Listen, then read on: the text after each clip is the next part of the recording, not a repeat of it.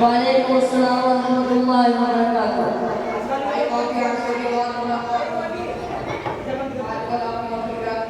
پڑھ گئے لکھنے میں مشغول ہو۔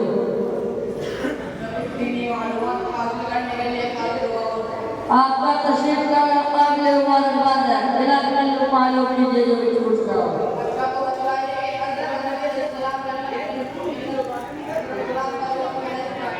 حکم شریف کی روایت میں ہے کہ سورۃ المعون والے دنوں میں سب سے بہتر بہتر ہے۔ اسی دن حضرت آدم علیہ السلام پیدا ہوئے اور اسی دن کے اندر میں داخل ہوئے اور اسی دن کے اندر سے نکالے گئے اور اسی دن قیامت آئے گی۔ السلام علیکم۔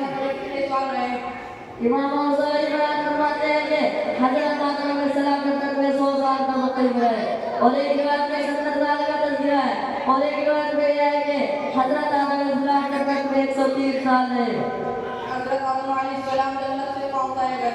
حضرت ابن عباس رضی اللہ عنہ اور حضرت حسن رضی رحمۃ اللہ علیہ فرماتے ہیں کہ حضرت آدم علیہ السلام کو ہندوستان میں اتارا گیا اور حضرت حوا کو جنت میں اتارا گیا۔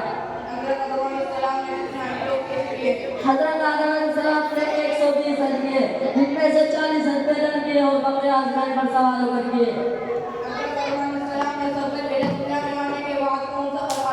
حضرت آدم علیہ السلام نے سب سے پہلا عمل بیت قرار فرمایا۔ حضرت آدم علیہ السلام نے بیت اللہ شریف کو کن پہاڑوں پر پتھروں سے تعمیر کیا؟ حضرت آدم علیہ السلام کے 5 پہاڑوں کے پتھروں سے خانہ کعبہ کی تعمیر کی۔ نمبر 1 سورہ سینا، نمبر 2 سورہ زخرف، نمبر 3 جبل رحمت، نمبر 4 جبل لوزی، نمبر 5 روز کے نمبر جب سفیرہ کے مندر سے بغیر۔ حضرت آدم علیہ السلام نے کتنی عمر پائی؟ آپ کے عمر مبارک 936 سال ہوئی اور دوسرا قول یہ ہے کہ 960 سال ہوئی۔ حضرت آدم علیہ السلام کی وفات کس مقام پر ہوئی؟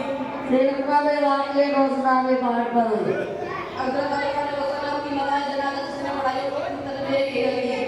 حضرت نبی کہا فرماتے ہیں کہ حضرت آدم علیہ وسلم کی وفات ہونے پر فرشتے تشریف لائے، جنہوں نے غسل دیا اور خوشبو ملی۔ ایک فرشتہ آگے بڑھا، آپ کی اولاد اور باقی فرشتے پیچھے کھڑے ہوئے اور نماز جنازہ ہوئی۔ پھر فرشتوں نے بغلی قبر کھود کر دفنا دیا۔ آپ کی نماز جنازہ میں 30 تکبیریں کہی گئی۔ ماشاءاللہ، اللہ آپ کو جزائے خیر دے۔ آپ نے تو میرے دل کو رکھے معلومات کا روشن کرنا چاہتا ہوں۔ السلام علیکم ورحمۃ اللہ وبرکاتہ۔ وعلیکم السلام ورحمۃ اللہ وبرکاتہ۔